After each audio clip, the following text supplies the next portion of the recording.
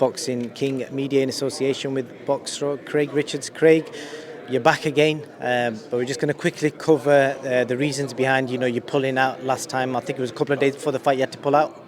Yeah, I was very ill, got ill in fight week. Disappointing because I had such a good camp.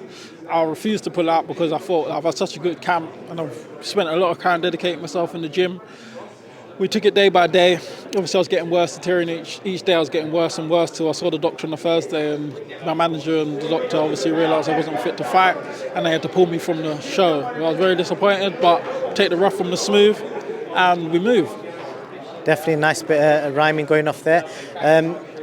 Obviously you stayed quiet and this fight has popped up out of nowhere. Not many people knew about this. Normally you see rumours online and people are like, oh, we know who's going to fight on the undercard, and then boom, on the way down here today we saw you fighting Bolotniks on the undercard of AJ versus Jermaine Franklin. So you got your fight back? Yeah, well, I knew it was always. We told him on the time when I got ill that we're going to reschedule it. They told him within a couple of months he'll know the schedule date, but for some silly reason he started going online talking about me and Eddie's got some conspiracy theorists and all this and that and some rubbish. But I'm not really an online guy like that. I didn't go on Twitter to respond or do the interviews. So I thought when the fight gets made, the fight gets made. He messaged me a couple of times that are we going to fight? Are we not fighting? Is the date? And I just thought, I saw the interviews he put, which was, I found disrespectful to think I was going to dodge him after. If you look at my resume, I'm not the sort of fighter to duck or dodge anyone. So I just thought, I'm not even going to respond to that. That's between you and your manager to find out from obviously your promoter, well not your promoter, but Eddie and Matchroom Boxing to find out your new fight date. That's not for me to be keeping you up to date and informed.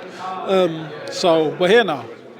We are, and Bolotniks is one of those type of fighters that to the eye you may not look like the most skillful fighter, but if you've been in the ring with him, you know everyone that's spoken about him. He's given a lot of people their hardest fights. So you're up for a hard fight. Where do you think he kind of ranks with the guys that you fought? Because you've kind of cleaned up domestically and you've competed at world level against Bivol. So where do you think this is for your levels wise?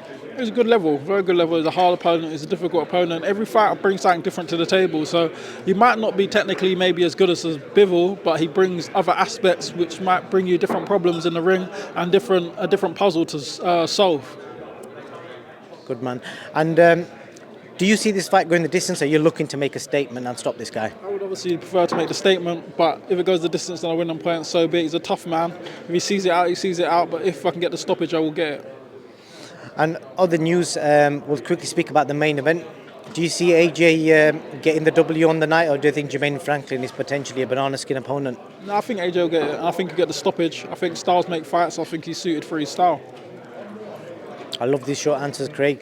And with regards to your... I just want to speak to you about Joshua Buatsi. There's rumours that he may get the Bivol fight. How do you think that unfolds? Because you've been in the ring with both guys. Both good fighters. As I say, yet again, stylistically, two different styles. But they're both, as I say, they've got different assets. It'll be an interesting fight. It'll definitely be an interesting fight. They're both good elite fighters, just different type of fighters. Who's the favourite? They're probably favoured, obviously, towards Bivol because obviously he's the world champion. Buatsi is a spiteful puncher. He can put his hands together well, but Bivol can put his hands together well. Different type of combinations, but yeah, it'll be an interesting fight to be fair. And when are you going to give my old mate Shaq and Peters a rematch? Don't do that to your boy. No, yeah, as we said. Yeah, we're just messing. I'm just going to quickly ask you about this whole situation with Conor Benn. I've never spoken to you about it before. Obviously, you've seen what people are saying. Prominent boxing figures. Some people obviously been outspoken about it. Some have just kind of stayed on the fence. Obviously, you're in the gym with Conor. I know he's back training again. What kind of mental mindset is he at the moment? To be honest, Conor seems okay. I haven't really indulged in it too much. I've been kind of focused on me and focused on my next fight, up-and-coming fight, to be honest. Does it bother you guys at all, because you all train together day in, day out, the extra eyes and all the attention that's probably come from this story, because obviously it's ultimately still not been resolved? It's part and parcel of the sport. People always want to just speculate. Some people want to speculate. Some people love misery. Some people want to have an opinion on things.